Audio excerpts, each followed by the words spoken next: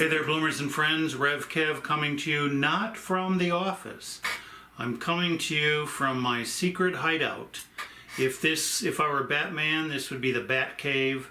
If I was a caveman, this would probably be my man cave.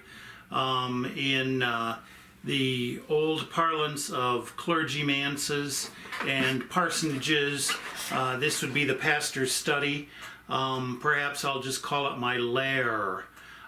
This is the space where I do a lot of writing, and today I am at home writing on my dissertation in the afternoon because I have a meeting on Friday morning when I have to present some things to my advisor and I have to show progress. So I'm working to make that happen. Some of you will remember that for the last few summers I've been gone for anywhere from 2 weeks to a month each summer as I've been up at San Francisco Theological Seminary doing work on my dissertation. But basically, and before that I was taking the classes that were required before going into the dissertation phase. I'm about 60% complete, but I'm not yet close to the peak. It's a rough road in that there is a lot yet to be covered. But because the website, gaypastorwelcome.com, is complete and up and functioning, that's a major portion of the work that I'm doing. Now I'm doing the background writing that is the basis for the project and reporting on the project. So the thing about that, and I wanted to ask Russ to come over here and do this is also the location where I do most of my commentary writing. And that's the kind of end of the week, Friday, Saturday concentration, and it's also the place where I write columns for the paper, which one will be coming up in the Desert Sun the first week of July.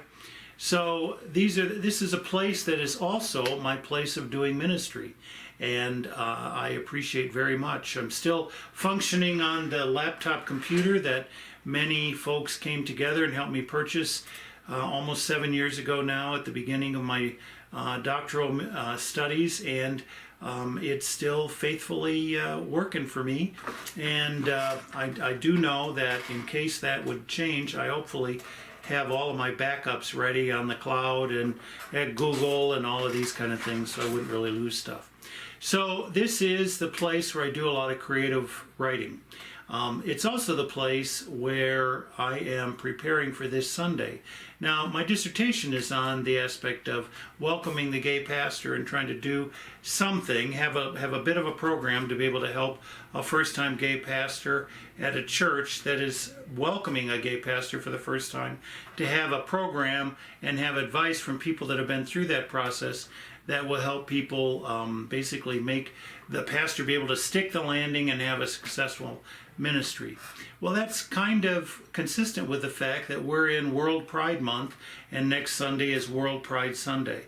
There's a great big huge celebration and parade and all sorts of events going on in New York City, and there's a lot of people here in Palm Springs, and I know other friends from around the country that are going to New York for the big event. I was there for the 25th, 25 years ago. And it was, to be honest, a mob scene then. So I kind of can't quite imagine it this time. However, we at Bloom will be having a recognition, and a part of our worship service is dedicated to the fact that we are celebrating this worldwide event which is the 50th anniversary of the Stonewall Rebellion, that is thought to be that is understood to be, that is declared to be one of the key moments in the beginning of the fight for gay rights. Now, we know that the fight for gay rights began more than a decade before that, with people doing work in Washington, D.C., Los Angeles, San Francisco, all around Chicago, all around the country. But this key moment, this key thing that happened on the last Saturday night of June in 1969 is really the spark that is understood to be something that really, started things going. It is amazing. It's 50 years later, It's also amazing, like with other groups that have been fighting for their rights, the LGBTQI plus community still has a long way to go. As I said in church last Sunday, it's still possible for, yes, you to get married on Saturday, but then fired on Monday because there are 30-some states that still do not protect hiring for the LGBTQI community, certainly not for lesbians and gays. So that's something that means the struggle continues. For African Americans and civil rights, the struggle continues. For immigrants' rights, the struggle continues. For women's rights, the struggle continues. And this is a part of what we are because we understand the gospel of Jesus to be empowering to people who are being oppressed. So we pray for continued liberation to come for all people throughout our land and throughout the world. And we know that this Sunday, in the celebration of the 50th anniversary of Stonewall, we are not coming to an end. In fact, we may not even be toward the midpoint, but we're along the way and we're in the right direction for, what I learned in school, liberty and justice for all.